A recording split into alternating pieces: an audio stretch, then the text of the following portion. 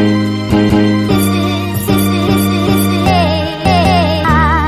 guys, welcome to MummysCenter.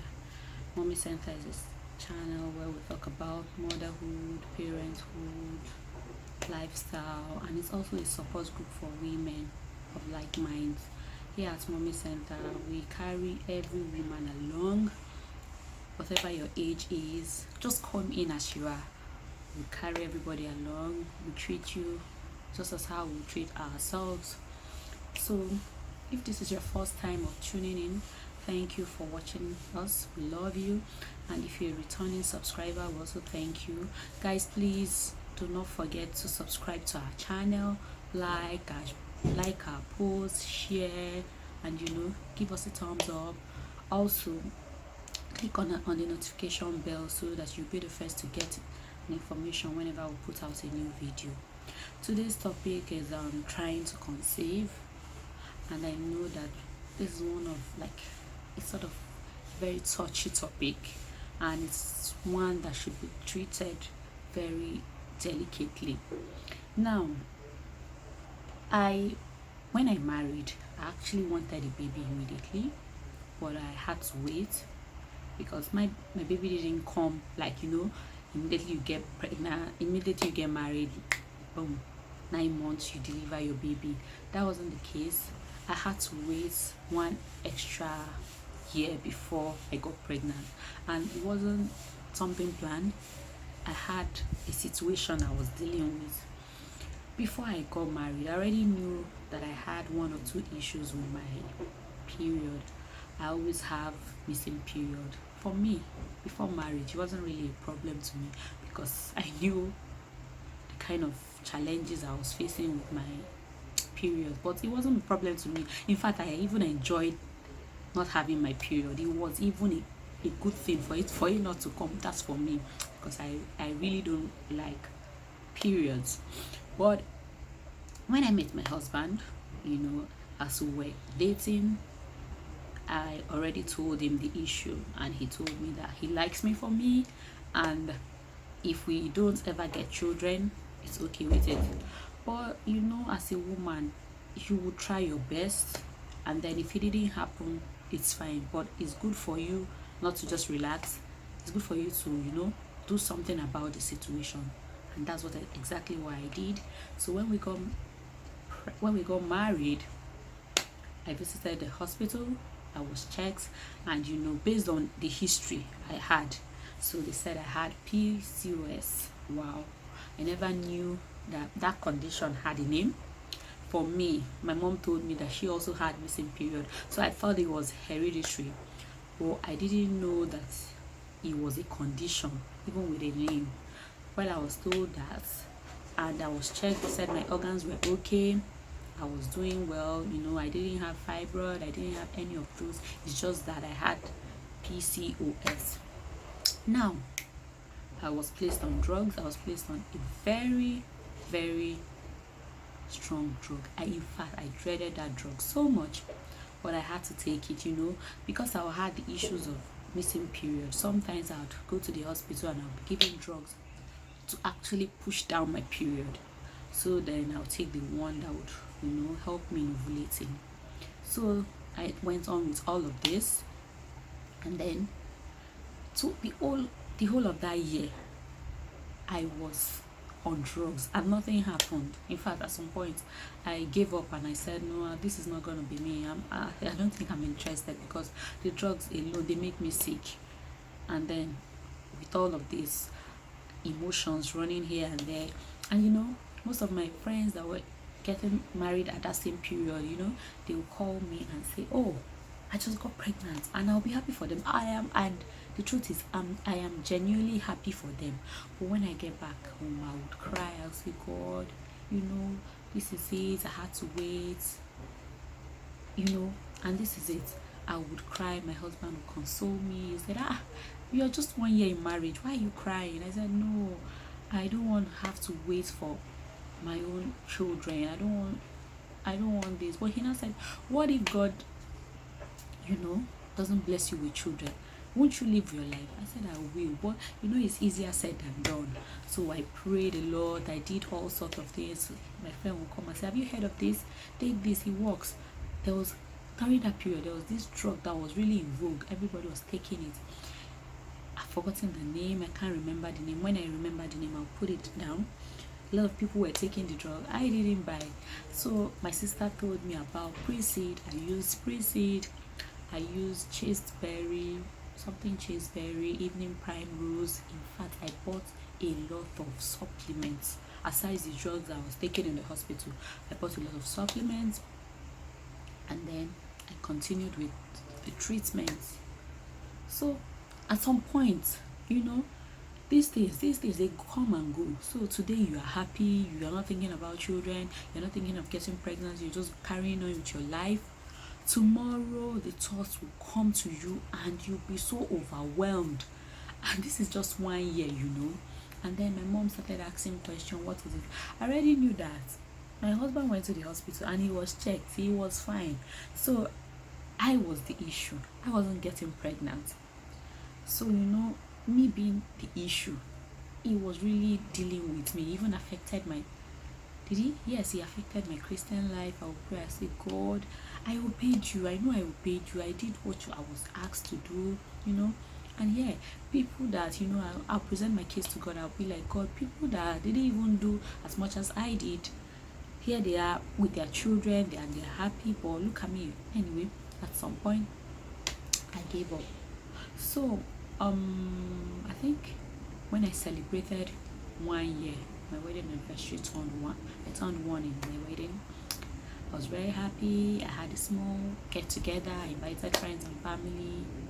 I came over, and then that was it. I went and I continued with my life. So I just thought that, let me continue with this treatment, because I had stopped.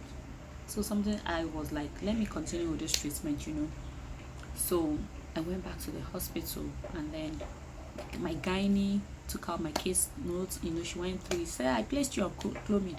I said, yes, you did. But I stopped because I think I wasn't reacting nicely to that drug. My body was kind of, rejecting that drug. Okay, she was not like, well, you have to take Clomid. But I was like, man, before I take that Clomid, I have to have seen my period. I'll take the drugs as I'm on my period. She said, that's true. So she was like, before she placed me on a drug that will push out my period, I should go and run a pregnancy test so as to be sure that I am not actually pregnant. And that was it. So we went to the lab. I did the test, and I waited for the results. So as I was waiting, the lady at the lab took my results to the prof. I was called in, and then I went in, and my gynae was like, you're pregnant. I was so shocked because I never imagined that I could get pregnant. I wasn't seeing my period, so how the hell did I get pregnant? But I was really grateful to God. I was elated. I couldn't even wait to relay the news to my husband. I called my husband immediately. I told him that we are pregnant. We are going to be parents. He was so happy. He said, you see, I told you to relax and all of that. We were happy. And so that's how my journey to motherhood. That was how I started my journey to motherhood. Now, the real gist of this whole story is, why waiting? A lot of people, a lot of women, mostly women, need to be kind to other women. Why am I saying that? Women actually are the ones who add pressure to other women. With the kind of question we ask, we're supposed to be the supportive ones here. Even if you must ask questions, why not pray for the person? Why must you? Some people are very direct. They come to you and say, and ask you, how far? What babe? How far? What is happening? And it's not everybody you begin to open up and you're telling the story that, this is what is wrong with me. Nobody really cares. So I just hope that women will help other women, instead of asking questions that are none of your business. I believe you can actually pray for that person in the comfort of your home and wish them the best. Also, that waiting period puts a lot of strain to relationship. So I would also want to appeal to women that while you're waiting, both men and women, while you're waiting, support each other with all the love available. Be each other's best friends, communicate a lot, talk about it. It helps when you're talking about it and the other partner is supporting the other partner. That it helps you carry on, because sometimes you're overwhelmed, you don't even know what to do. And if you don't have a supportive partner, it will be like double, double of what you're feeling. So let's, communicate a lot, have a mentor you're speaking to, someone that is praying for you, someone that has your best interest at heart, and just have a good circle of friends who pray for you. And then make sure to visit the hospital. I don't always put out the visitation to hospital. That hospital visit is always necessary, because sometimes you don't even know what is going on in your body. But when you go out to the hospital, you are being checked, you are being diagnosed, you are being, that way oh, I'm at this point. If I do this, I'll move to the next point. So don't joke with your hospital visits. Take supplements. Supplements are actually good for us.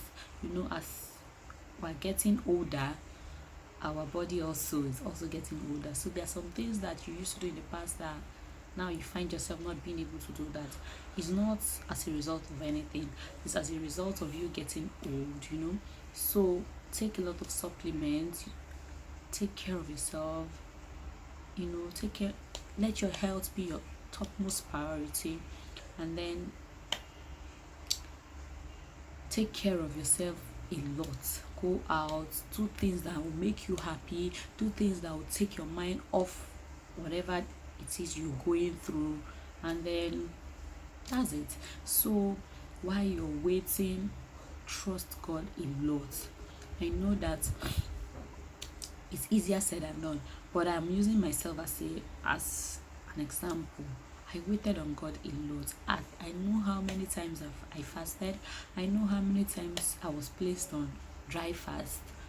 I will always go to church, and every night at the same time I'm praying. I say, God, no, I won't go till you bless me. You have to bless me. So I never joked with my prayer life.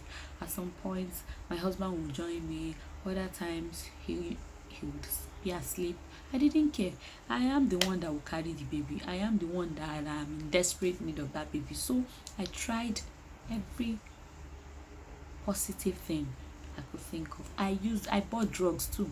I bought a lot of drugs, a lot of supplements, and when it was time, God heard my prayers and He answered me. So I would like to encourage sisters out there.